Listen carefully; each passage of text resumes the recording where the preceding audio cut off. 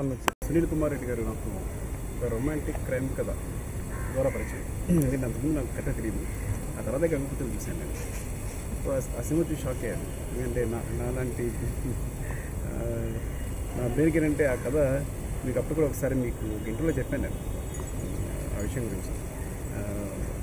ఆ సినిమా చాలా కొత్తగా అనిపించింది. అంటే తెలుగులో ఇలాంటి ప్రయోగం చేయొచ్చు, ఇలా ఉంటుంది సినిమా చేయొచ్చు, ఆ సినిమాకి హిట్ చేయొచ్చు. అది చాలా కొత్త విషయం. చాలా అంటే అతి తక్కువ కొత్త కథల్లో అది one of the very good story. So ఆ పరిచయం తర్వాత ఆయన మీద అర్థం అనిపించింది. అంటే కొంచెం మన అన్ని సినిమాలు ఆయన ఫాలో అవ్వచ్చు, కానీ తర్వాత ఆయన ఏ సినిమా తీసినా ఏం తీస్తున్నారు, తర్వాత ఒక రొమాంటిక్ క్రైమ్ కదా ఇందులో తీస్తున్నారా లేదా, మేబీ ఆయన అడిగాను అదే ఒకవేళ మీరు తీర్పు నాకు ఇచ్చేయండి, ఇందులో నాకు ఏదైనా ఛాన్స్ వచ్చినప్పుడు ఎలా రీమేక్ చేసుకుంటాం కదా ఈ కథలు చేస్తాను అని. సో అంత నాకు నచ్చింది కదా. అంటే ఆయన నచ్చిన విషయం ఏంటంటే మేమందరం ఒక ఫ్లోలో వరవల్లో కొట్టుకుపోతున్నాం. ఎలా కాకుండా ఏంటంటే ఆయన సినిమా నిజంగా ఎంజాయ్ చేసే వ్యక్తి. ఎలా అంటే ఒక విషయాన్ని తీసుకొని దాని మీద ఫుల్గా రీసెర్చ్ చేసి అంటే ఆ విషయాన్ని పూర్తిగా అనుభూతి చెంది తీసే వ్యక్తి. అదే రియల్ ఫిల్మ్ మేకింగ్ నిజంగా సాటిస్ఫాక్షన్ ఇచ్చేది.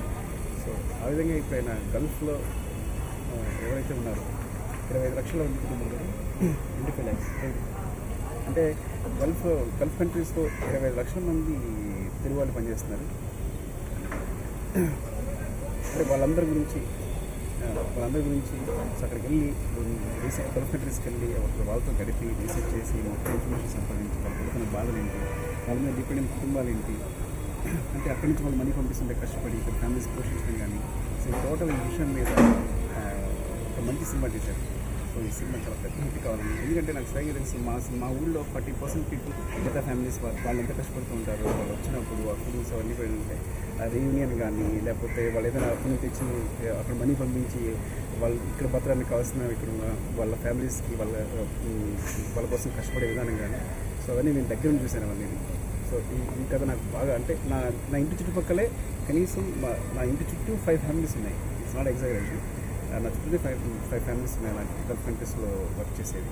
సో ఈ సినిమా చాలా పెద్ద హిట్ కావాలని, ముఖ్యంగా గల్ఫ్ కంట్రీస్లో ఉన్న వాళ్ళందరూ ఈ సినిమాని ప్రమోట్ చేయాలని. అందుకని మీకోసం ఒక వ్యక్తి కష్టపడి మీకోసం మీ దగ్గరికి వచ్చి అవన్నీ చూసి ఒక సినిమా తీశారు కాబట్టి మీరందరూ దీన్ని ప్రమోట్ చేయాలని.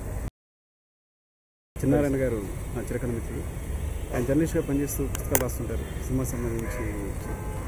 సో అదే తను పుస్తకాలు రాసే వ్యక్తికి మాట్లాడడం పెద్ద విషయం కాదు. నేను చాలాసార్లు చెప్తుండేవాడిని, నేను అనవసరంగా పుస్తకాలు రాసి కూర్చుంటారు, హ్యాపీగా వచ్చి సినిమా రాసుకున్నాను. ఇప్పుడు ఆయన మాటల రచయితగా మారారు. ఈ సినిమాకు కూడా మాటలు రాశారు.